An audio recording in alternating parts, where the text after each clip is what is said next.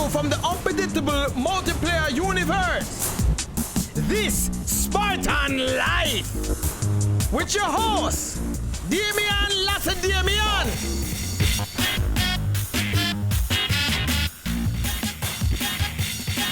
Welcome back to this Spartan Life on Halo Waypoint, our 5th episode, and we have another really great guest. Comics legend Todd McFarlane rose through the roster of artists at Marvel Comics in the 1980s, and soon was given his own series to write, pencil, and ink. The first issue of McFarlane's Spider-Man became the best-selling comic of all time at more than 2.5 million copies.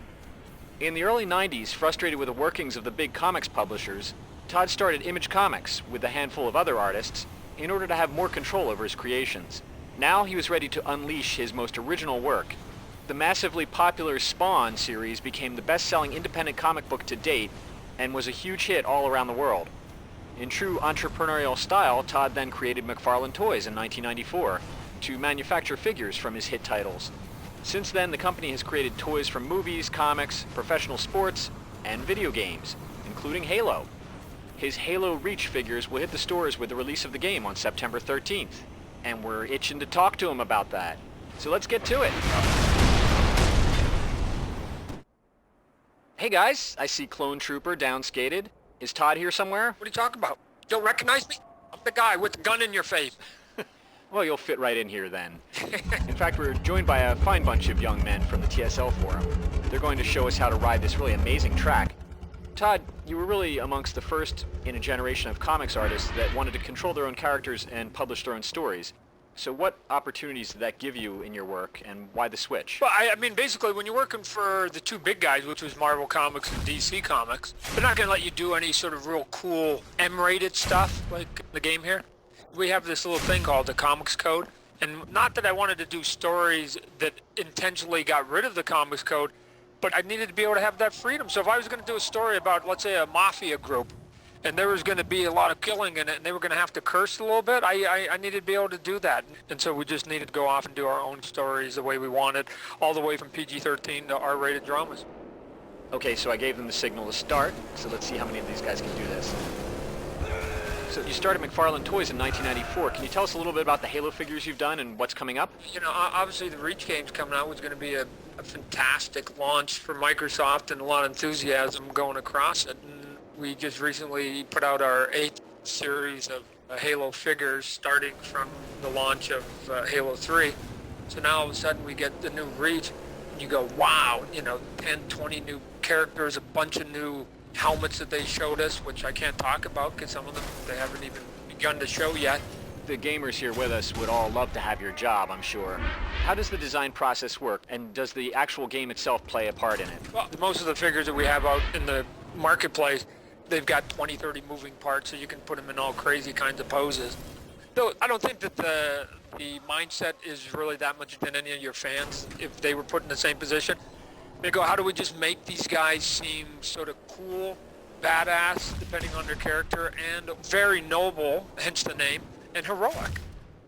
And so we were doing the Noble Six, all 6 of them, even though there's obviously a big range of size between somebody like George and Kat, that they all felt like they could do some damage and hold their own.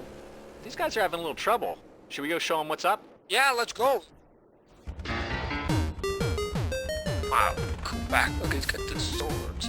All right, so you've got downskated. He knows the track. Yeah, we're gone. Yep. Oh, and we downskated killed us. Maybe you want to take the wheel then. No, I like being on his back. Giddy up, cowboy. These guys get so good at this game at such a young age that they just keep designing more and more difficult Ow! Spartan faceplant. Well, one of the huge upsides, I'm hoping, is that because of that, the developers aren't going to be able to rest on their laurels. If you want me to be a customer for 20 years, you're going to have to just keep upping the ante, if you will, a little bit each time.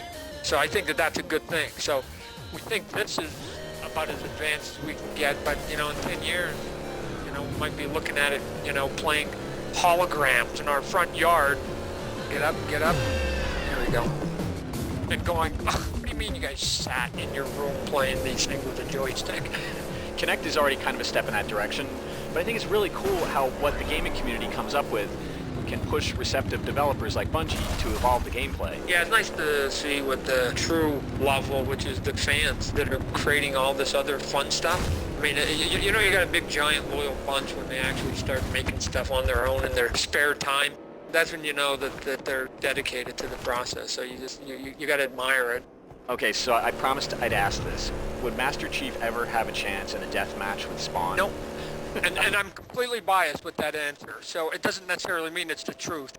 If Spawn ends up controlling the world, that's way, way, way better for me in my private life. You ever notice? Whenever somebody gets killed, it says they respawn. I was thinking of having one character where you kill him, he actually just says spawn in 4 seconds. And then he turns into Spawn, but they wouldn't let that pass. Oh, he's going to try for the save. JM! Oh, we lost him. Damian, here, let me tell you guys how this works here. When you lose your ride, you just go into berserker mode, and you just slaughter everything in your way so you're last man standing. That's a big jump. Here's how it's going to go. You've got 22 seconds to get to the top of this mountain. Otherwise, we're going to snipe you. Damn, Todd, that's harsh, You dude. just lost 2 seconds. Downskated, do you hide any Spartan lasers around here? Bring in a helicopter. We've got him. Zero in on Damian. Oh, he's good. Oh, all of a sudden, he's getting good now. You said it. This is survival. Look at him. Dies 20 times. Now I try to kill him, and all of a sudden, he's going to become a survivor. I am so going to edit in a rocket launcher moment in post. Oh, damn. Oh, right through. They call that the Bungie butt crack. Now we have to deal with these guys. Oh, there you are. So, Todd, thanks. Oh, okay. I see how it's going to be now. We were just looking at your score, and the only guy you beat was the guy who had an emergency appendix right in the middle of the game, so he actually never played. Oh, man. You might have to order out a pizza, because we're going to be here a while. I'm hunting for Damian. So, Todd, thanks so much for joining us on this Spartan Life. Oh, Damian assassinated me. Oh, you had the home field advantage. I was on the road.